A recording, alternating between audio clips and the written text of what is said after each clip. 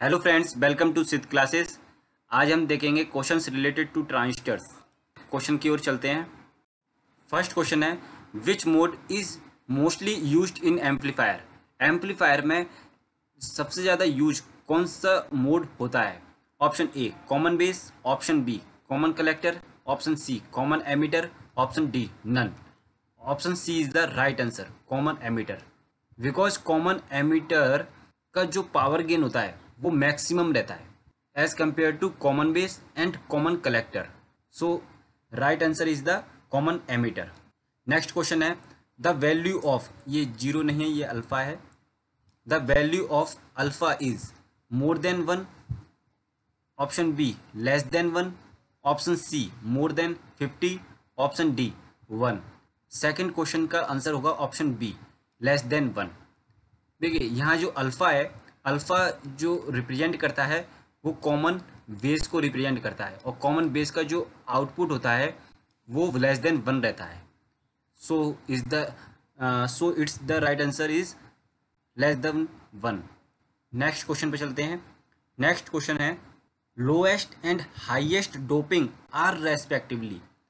Option A collector and base, option B collector and emitter, option C emitter and base, option D emitter and collector.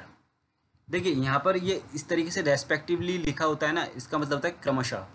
मतलब lowest पहले हमें बताना है, उसके बाद हमें हाईएस्ट डोपिंग बतानी है।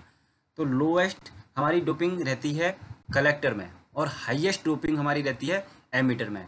तो option B is the right answer, collector and emitter. Okay, अब हम चलते हैं नेक्स्ट क्वेश्चन पर। नेक्स्ट क्वेश्चन फोर्थ क्वेश्चन है, current flow in NPN transistor. Option A because of holes, option B because of electrons, option C because of electrons and holes, option D by impurity ions. देखिए NPN transistor जो होता है या PNP transistor जो होता है वो bipolar transistor बोले जाते हैं। क्यों? क्योंकि इसमें जो करंट का फ्लो होता है वो इलेक्ट्रॉन एंड होल्स के कारण होता है। तो option C is the right answer, because of electron and holes. Next question देखते हैं, फिफ्थ क्वेश्चन। फिफ्थ क्वेश्चन है, of transistors in amplifiers the biasing of collector and emitter junction is mentioned. Option A forward bias and reverse bias, option B reverse bias and forward bias, option C forward bias and forward bias, option D reverse bias and reverse bias. अभी यहाँ ये कह रहा है कि जब हम किसी भी ट्रांजिस्टर को एज अ एम्पलीफायर यूज करते हैं तो हमें कलेक्टर की वाइसिंग क्या रखनी होती है और एमीटर की वाइसिंग क्या रखनी होती है। तो देखिए कलेक्टर की जो वाइसिंग रहती है वो रिवर्स वाइस रहती है और एमीटर की जो वाइसिंग रहती है वो फॉरवर्ड वाइस रहती है। तो option B is the right answer, because collector का पहले पूछा गया है वाइसिंग। तो ऑप्शन कलेक्टर की जो वाइसिंग रहेगी वो रिवर्स वाइस रहेगी और एमीटर की जो वाइसिंग पूछी गई है वो फॉरवर्ड वाइस रहेगी। तो option B is the right answer. Next question पे चलते हैं। नेक्स्ट क्वेश्चन है sixth question, in the input characteristics dash the constant is kept. यहाँ पूछ रहा है कि इनपुट कैरेक्टरिस्टिक्स जब हम किसी भी ट्रांजिस्टर की या किसी भी ट्रांजिस्टर की जब हम निकालते हैं तो कांस्टेंट क्या रहता है? उसमें कांस्टेंट रहता है option A output voltage, option B output current, option C input voltage, option D input current. देखिए जब हम इनपुट कैरेक्टरिस्टिक्स निकालेंगे तो हमारा आउटपुट वोल्टेज जो होगा वो कांस्टेंट रहता है। तो option A is the right answer, output voltage. Next question है seventh question, the voltage gain of the emitter follower is. Option A less than one, option B zero, option C more than one, option D none. इसका answer हो जाएगा option A less than one. जो voltage gain होता है emitter follower का वो less than one रहता है। अब ये इसको एमीटर फॉलोअर ही क्यों बोलते हैं? क्योंकि जो एमीटर टर्मिनल होता है उसी के आउटपुट पर हमें वोल्टेज मिलता है, इसीलिए इसको एमीटर फॉलोअर बोल देते हैं। और इसका जो वोल्टेज गेन होता है वो लेस देन वन रहता है। तो option A is the right answer. Next question है eighth question, BJT device is. Option A current controlled bipolar, option B current control unipolar, option C voltage control unipolar, option D none. इसका answer हो जाएगा option A current control bipolar. देखिए BJT जो device होती है उसकी full form ही bipolar junction transistor बोली जाती है।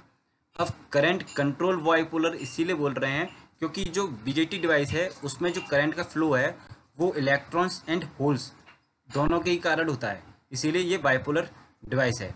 तो ये करंट कंट्रोल डिवाइस होती है, तो option A is the right answer. Current control bipolar होती है बीजेटी डिवाइस। नेक्स्ट क्वेश्चन है नाइन्थ क्वेश्चन है emitter follower is used for. Option A for voltage gain, option B in the oscillator, option C in the rectifier, option D for impedance matching.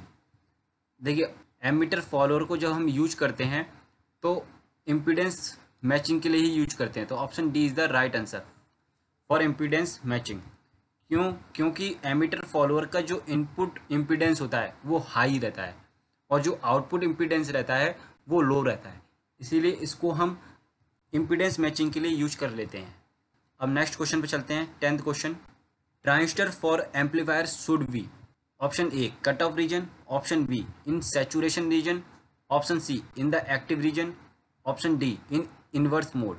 यहाँ पूछ रहा है कि transistor का जो हम एम्पलीफायर की तरह यूज करते हैं तो वो किस रीजन में होना चाहिए, तो option C is the right answer in the active region. जब हम ट्रांजिस्टर को एज अ एम्पलीफायर यूज करेंगे तो हम उसे एक्टिव रीजन में यूज करेंगे। नेक्स्ट क्वेश्चन है हमारा 11th question, in the transistor respectively dash have junction and terminals. Means transistor में कितने जंक्शंस और कितने टर्मिनल्स होते हैं। Option A 3,2, option B 2,2, option C 3,3, option D 2,3। इसका आंसर हो जाएगा option D is the right answer, क्योंकि जंक्शन जो होते हैं वो 2 रहते हैं और जो टर्मिनल्स रहते हैं वो 3 रहते हैं। जंक्शंस एमीटर जंक्शंस होता है, एक कलेक्टर जंक्शंस होता है, तो ऐसे 2 जंक्शंस हो गए, और टर्मिनल्स एमीटर, बेस और कलेक्टर 3 टर्मिनल्स होते हैं, तो इसीलिए option D is the right answer 2,3। Okay, आज के लिए ये 11 क्वेश्चन थे। इसकी अभी एक और सीरीज आएगी क्वेश्चंस की ट्रांजिस्टर से रिलेटेड, वो भी आपकी काफ़ी हेल्प करेंगे। Thank you.